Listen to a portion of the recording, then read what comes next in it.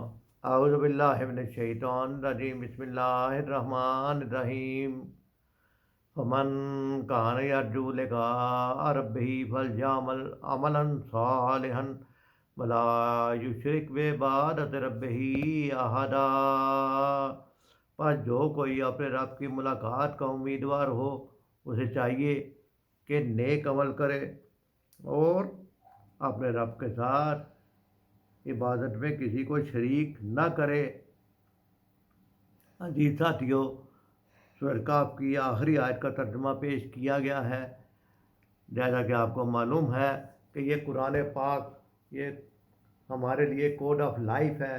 اللہ تعالیٰ نے ہمیں زندگی بسر کرنے کا طریقہ قرآن پاک میں سکھایا ہے۔ تو اس آیت میں ہم یہ سمجھنے کی کوشش کریں گے کہ اللہ تعالیٰ ہم سے کیا چاہتا ہے۔ سب سے پہلی بات، نیک عمل کرنے کے لیے کوئی بھی نیک عمل کیا جائے، کوئی بھی اچھا عمل کیا جائے تو کیا کرنا چاہیے؟ صرف اس لیے کرنا چاہیے کہ میرا رب میرے سے راضی ہو جائے۔ اگر آپ کا ہمارا اللہ آپ سے راضی ہو جائے، ہم سے راضی ہو جائے تو پھر کامیابی ہی کامیابی ہے۔ ورنہ جتنے مرضی اپنی عقل کے مطابق نیک عمل کرتے رہو، اگر وہ قرآن اور سنت کے مطابق نہیں ہوں گے، اگر وہ اللہ کے ہاں مقبول نہیں ہوں گے تو یقین جانیے ہمارے سارے اعمال ضائع جائیں گے۔ کیوں کہ ان میں نیت یہ ہے کہ اللہ کے علاوہ کوئی بھی کی بھی خوشنودی کے لیے کوئی بھی عمل کیا جائے، اللہ تعالیٰ کو وہی عمل مقبول ہے جو اللہ تعالیٰ کی خوشنودی کے لیے کیا جائے۔ اور اللہ تعالیٰ کے سامنے کھڑے ہونے کا یقین ہونا چاہیے بندے کو۔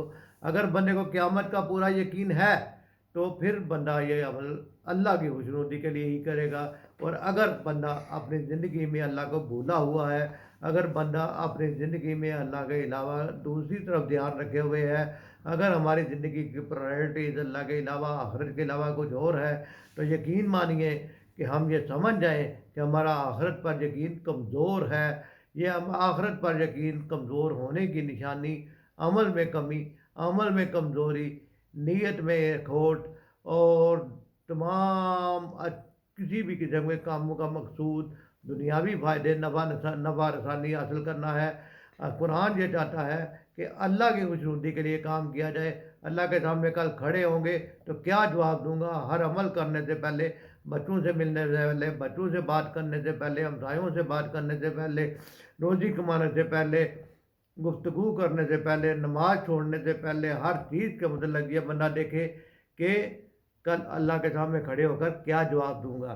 اس لیے اس آیت میں بنیادی نقطہ بیان کر دیا گیا ہے کہ اگر تمہارا اللہ کے سامنے کھڑے ہونے کا یقین ہے پکا، تو تم اپنے اللہ کی عبادت میں کسی کو شریک نہیں ٹھہراؤ گے اور ہر وقت اس یہ علم حاصل کرنے کے جستجو میں لگے رہو گے کہ کہیں میرے سے شرک نہ ہو جائے، کہیں میری نیت میں کھوٹ نہ ہو جائے، کہیں میرے سے کوئی عمل ایسا نہ ہو جائے جس سے اللہ کی ناراضگی ہو، کہیں میرے سے کوئی عمل ایسا نہ ہو جائے کہ کل اللہ کے سامنے کھڑے ہو کے کیا جواب دوں گا۔